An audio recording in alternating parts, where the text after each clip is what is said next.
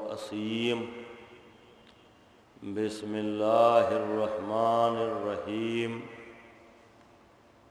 توكلت على الحي الذي لا يموت والحمد لله الذي لم يتخذ صاحبة ولا ولدا ولم يكن له شريك في الملك ولم يكن له ولي من الذل وكبره تكبيرا والصلاة والسلام على النبي المكي المدني العربي القرشي الهاشمي البطحي الأبطحي التهامي معلن الحق بالحق أبي القاسم محمد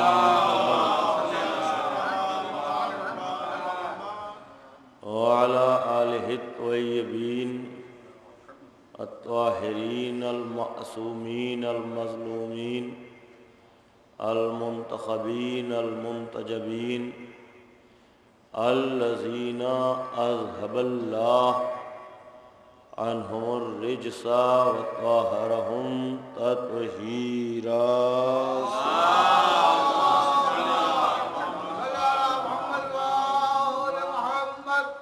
ولعنة الله على أعدائهم أجمعين من الآن إلى قيام يوم الدين رب اشرح لي صدري ويسر لي أمري واحلل عقدة من لساني يفقهوا قولي أما بعد فقد قال سيد الخطباء علي بن أبي طالب عليه السلام بسم الله الرحمن الرحيم تكلموا وتعرفوا فإن المرء مخبوء تحت لسان صلوات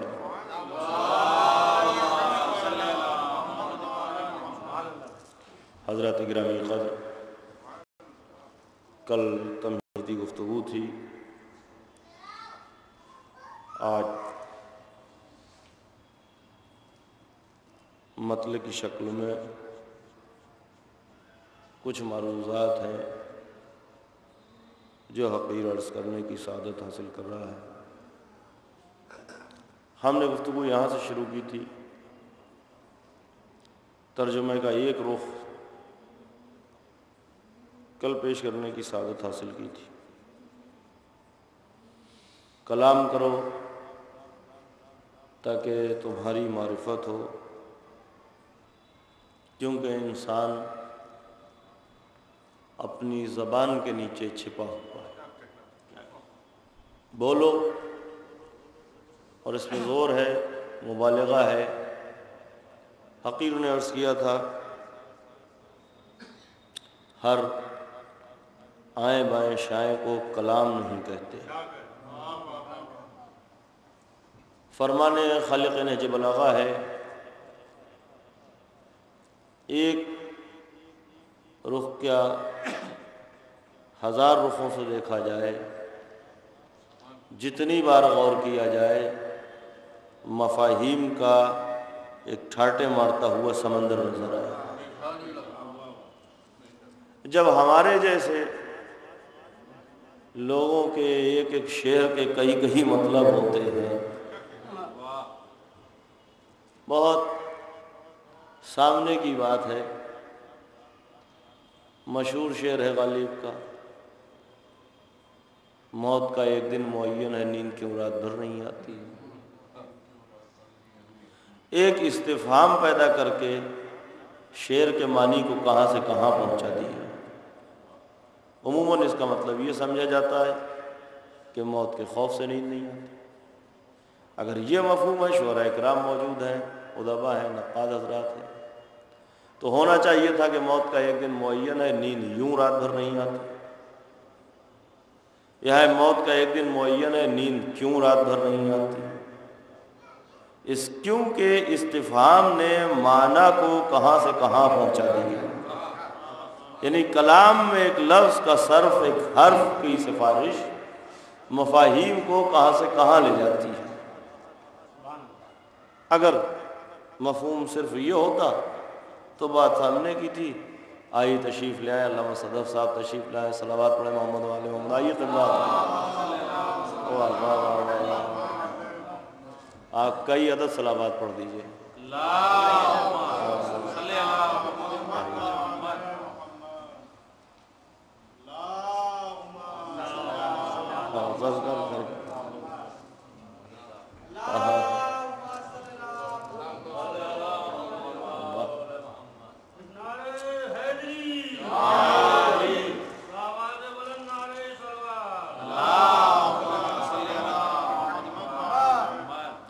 ایک ترجمہ کل عرض کرنے کی سعادت حاصل کی تھی، ایک رخ ذہن میں آ رہا ہے، آج عرض کرتا ہوں۔ 5 منٹ کی تمہید ہے، اسے آپ برداشت کر لیجئے۔ میں عرض کر رہا تھا کہ موت کا ایک دن معین ہے، نیند کیوں رات بھر نہیں آتی؟ اگر مفہوم یہ ہوتا کہ موت کے خوف سے نیند نہیں آتی تو سمپل سی بات تھی کہ موت کا ایک دن معین ہے، نیند یوں رات بھر نہیں آتی۔ ایک استفہام پیدا کر کے، شعر کو استفہامیہ کر کے مفہوم کو کہاں سے کہاں پہنچا دیا۔ یہ عام آدمیوں کے کلام کی بات ہے، جو اولاد آدم ہیں ان کی بات ہو رہی ہے۔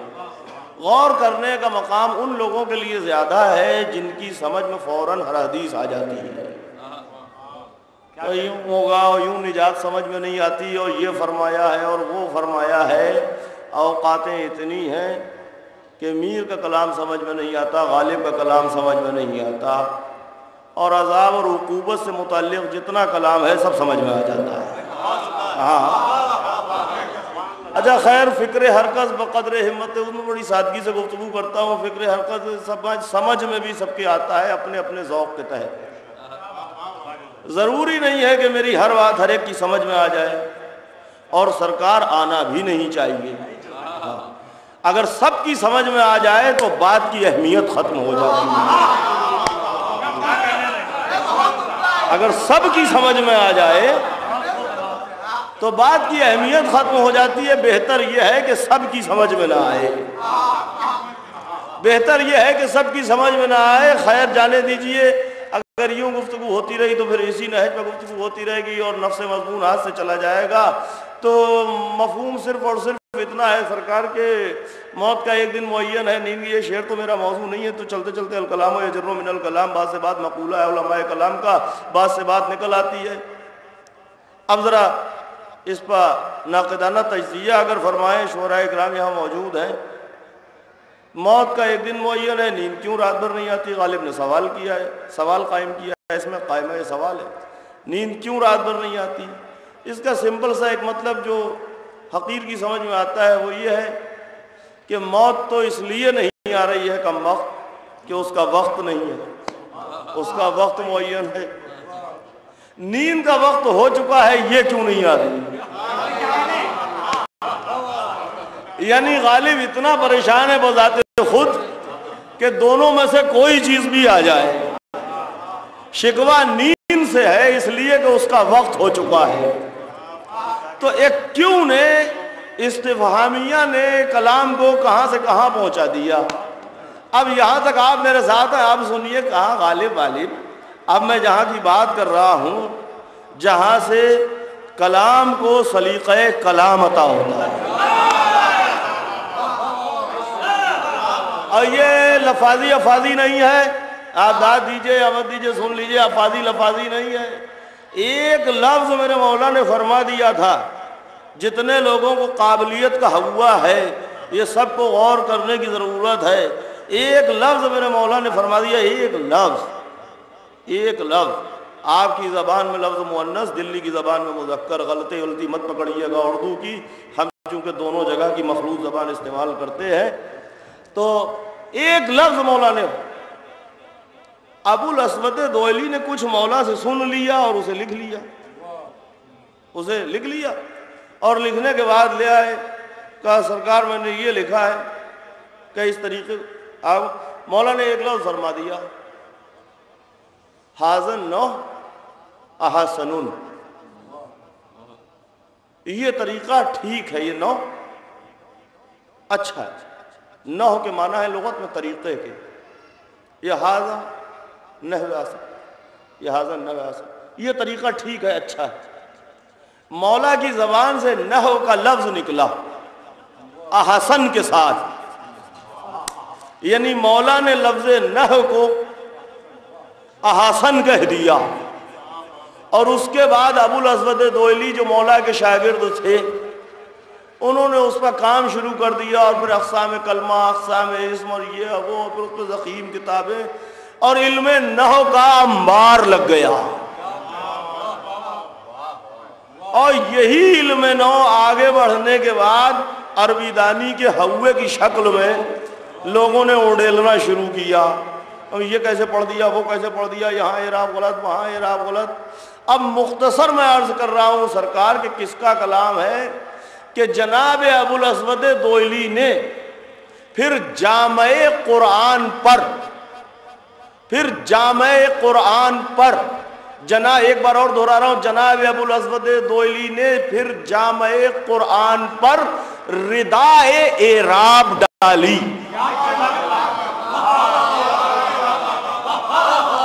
توجہ فرما رہا ہے سرکار؟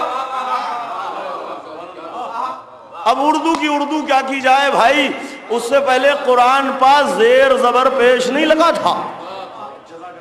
جناب ابو الاسود دوئلی نے تشریف لائے، آئیے ذیشان صاحب آ جائیے، آپ بھی ورنہ نکتہ چلا جائے گا۔ جناب ابو الاسود دوئلی نے ردائے اعراب ڈالی جامع قرآن پر۔ علی کے ایک شاگرد کا علم نحو کا کمال نہ ہوتا تو قرآن آج بغیر زیر زبر کے ہوتا۔ صلوات علی محمد و آل محمد پر۔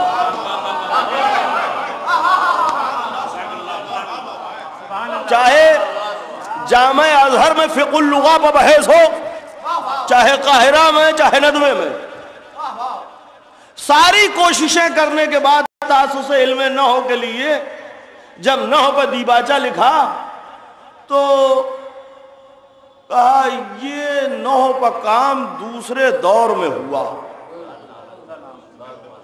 دور لکھ دیا، مگر دور لکھنے کے بعد لکھنا یہ پڑا کہ انہوں نے نہیں کیا تھا جن کا دور تھا،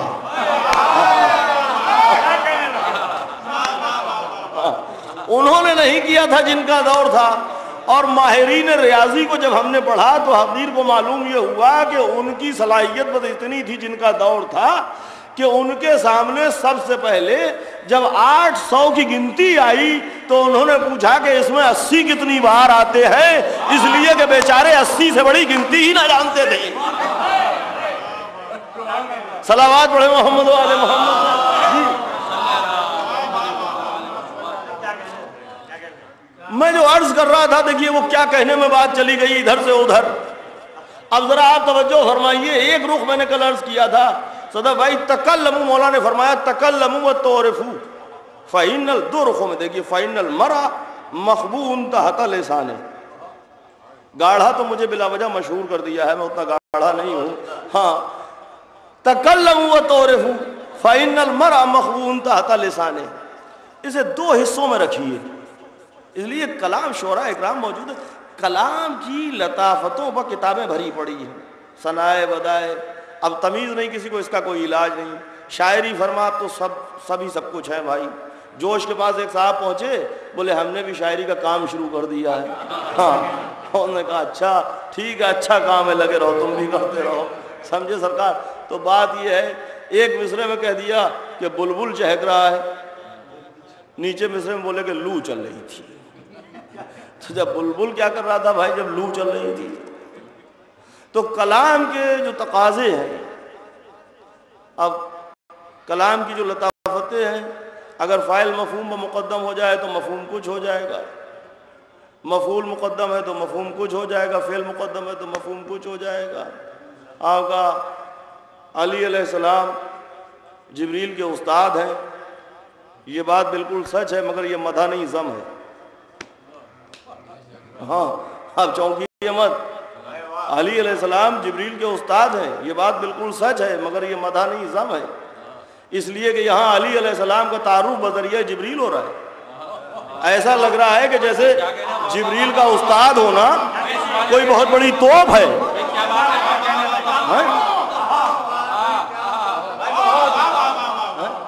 یہ ذم ہے؟ علماء کلام کو اکٹھا کیجئے، ان سے پوچھئے یہ ذم ہے؟ سچ ہے مگر ذم ہے۔ اسی لیے عارف کی گفتگو اور ہوتی ہے، صفحہ کی گفتگو اور ہوتی ہے، عالم کی نماز اور ہوتی ہے، جاہل کی نماز اور ہوتی ہے، اور نکتہ سنجی عطا بھی وہیں سے ہوتی ہے۔ یہ ذم ہے کیوں؟ اس لیے کہ یہاں سبجیکٹ پارٹ میں کلام کے فاعلی حصے میں مولا کائنات کو مقدم کر دیا گیا اور جبریل کو ذریعہ تعارف بنا کے پیش کیا گیا۔ اب یہ خبر کی شکل نہیں ہے، تعارف کی شکل ہے۔ اور بنیادی اصول یہ ہے، سرکار آہا کی بات یہ ہے کہ مبتدا ہمیشہ خبر سے پہچانا جاتا ہے۔ مبتدا ہمیشہ، اب سب باتوں کی تشریح نہیں ہو پائے گی، مبتدا ہمیشہ خبر سے پہچانا جاتا ہے۔ تو اگر اسی کو آپ پلٹ دیں کہ جبریل کے استاد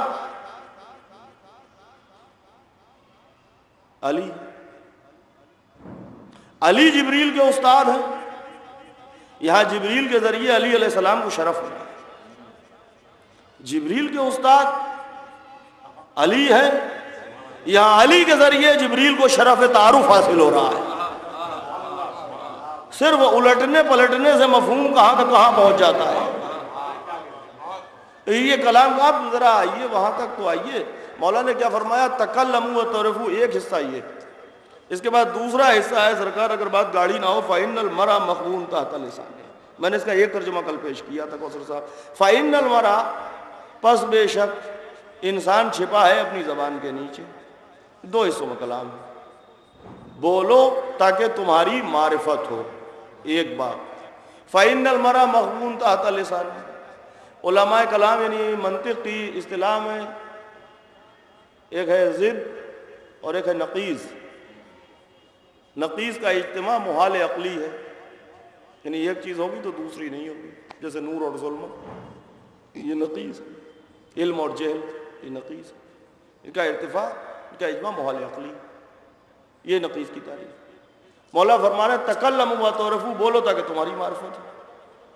اب دوسرا اس کا ٹکڑا ہے فَإِنَّ الْمَرْءَ مَخْبُوٌ تَحْتَ لِسَانِهِ۔ کل جو لوگ موجود تھے ان تک یہ مطلب میں نے پہنچانے کی کوشش کی تھی بلاغ کی کہ یہاں تعرفوا تکلموا کا لازمہ ہے، یعنی کلام وہ ہو جس سے تمہاری معرفت ہو، اور معرفت کی انتہا ہے معرفت امام، یہاں تک بات ہو چکی تھی۔ یعنی بولو گے تو پتہ چلے گا کہ تم کون ہو۔ حقیر نے عرض کیا تھا کہ عموماً مفہوم یہ لیا گیا کہ تمہارے بولنے سے تمہارے علامہ ہونے کا پتہ چلے گا، تمہارے بولنے سے تمہارے قبلہ و کعبہ ہونے کا نہیں، تعرفوا، تاکہ تمہاری معرفت ہو۔ معرفت کو جب آپ منتہا کریں گے تو اس حدیث کو یاد کیجئے، من مات ولم یعرف، جو زمانے کے امام کی معرفت کے بغیر مر جائے تو پھر بات وہیں پہنچے گی۔ یعنی تم بولو گے تو تمہاری معرفت ہوگی۔ معرفت کیا ہوگی کہ تمہاری اصل کیا ہے؟ میں نے عرض کیا تھا کہ شان بے نیازی کیا ہے، کہ تم بولو گے تو تمہاری ہی معرفت ہوگی، ہمارا کچھ نہیں ہونا۔ اب ذرا اور آپ غور فرما لیجئے کہ قاعدہ یہ ہے، فلاسفہ اس پر متفق ہیں کہ اسفل کا علم اعلیٰ پر محیط نہیں ہوتا ہے، اعلیٰ کا علم اسفل پر محیط ہوتا ہے۔ کسی گدھے کے بارے میں یہ سنا کہ وہ انسان کی معرفت رکھتا ہے، مگر انسان کا علم اس پر محیط ہوگا کیونکہ انسان اعلیٰ ہے۔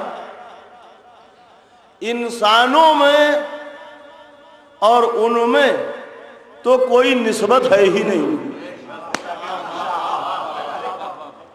جبکہ گدھے میں اور انسان میں ایک نسبت ہے۔ جی، اور وہ نسبت ہے اشتراک حیوانیہ کی۔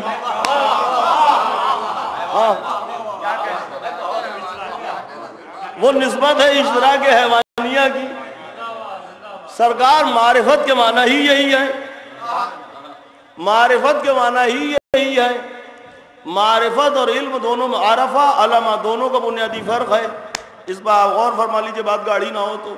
علم کے معنی ہے جاننا، معرفت کے معنی ہے پہچاننا، لیکن یہ بات ہے آدھی، کیسے پہچاننا؟ معرفت کے معنی ہے فصل ممیز کے ساتھ پہچاننا۔ اب فصل ممیز پر 2 منٹ ہم بات کر لیں تاکہ کل بھی لوگ آئیں۔ معرفت کے معنی ہے فصل ممیز کے ساتھ پہچاننا۔ فصل ممیز کا مطلب یہ ہے کہ وہ جو اوروں سے جدا کرے۔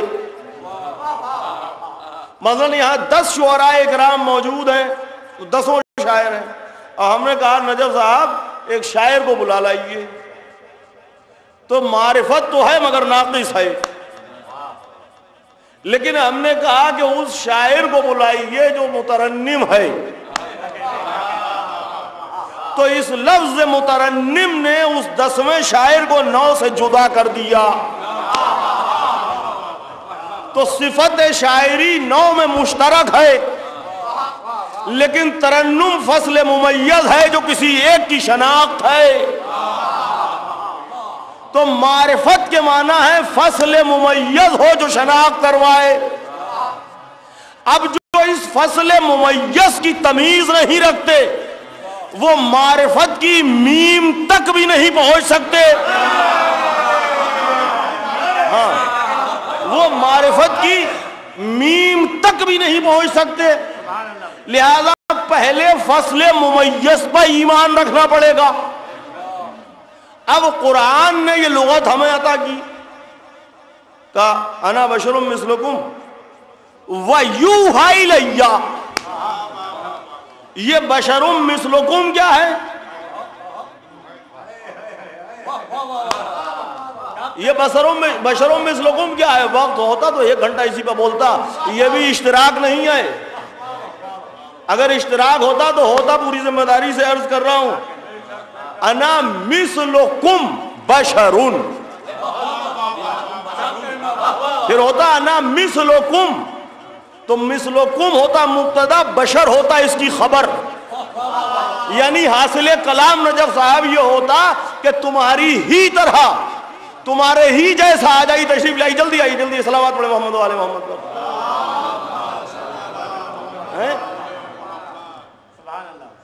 انا مثلکم بشرون، تو مثلکم مبتدا اور بشر اس کی خبر، یعنی پھر ترجمہ ہوتا کہ تمہاری ہی طرح ہوں، کیا؟ بشر، تمہاری ہی طرح بشر، یہ ہو جاتا اشتراک۔ اس کو بھی حالانکہ آگے فضل ممیز ہے مگر اسے بھی قرآن کی زبان نے برداشت نہیں کیا، کہا نہیں انا بشر مثلکم، بشر کو مقدم رکھا، انا بشر مثلکم۔ اب سرکار معنی کی جب بات، 1 منٹ یہاں پر ٹھہریے، کل معنی اور لفظ کی گفتگو کر رہا تھا میں شبر صاحب، معنی کی جب بات ہوگی تو معنی حیثیت کے مطابق تولے جائیں گے، معنی حیثیت کے مطابق تولے جائیں گے۔ اگر ایک چوکیدار کو عالم کہا جائے گا تو اس سے مراد فقہ اور کلام کا ماہر عالم نہیں ہوگا، بلکہ گلیوں کا اور راستوں کا عالم ہوگا۔ ہاں، اگر ایک چور کو عالم کہا جائے گا تو بھاگنے کے راستوں کا عالم ہوگا، اس پر علم کلام کا اطلاق نہیں ہوگا، فقہ کا اطلاق نہیں ہوگا۔ معنی ہمیشہ طے ہوتے ہیں حیثیت ذات کے ساتھ۔ قرآن ہی سے تمثیل لے لیجیے، اگر ہمارے جیسے گدھوں کے لیے لفظ توبہ استعمال ہو تو اس کے معنی ہوں گے مولائے کائنات کے فرمان کے مطابق توبہ کی تعریف مولا نے فرمائی فاہن ندامہ، توبہ کیا ہے؟ شرمندگی، یعنی ارتکاب عصیاں کے بعد پچھتانا،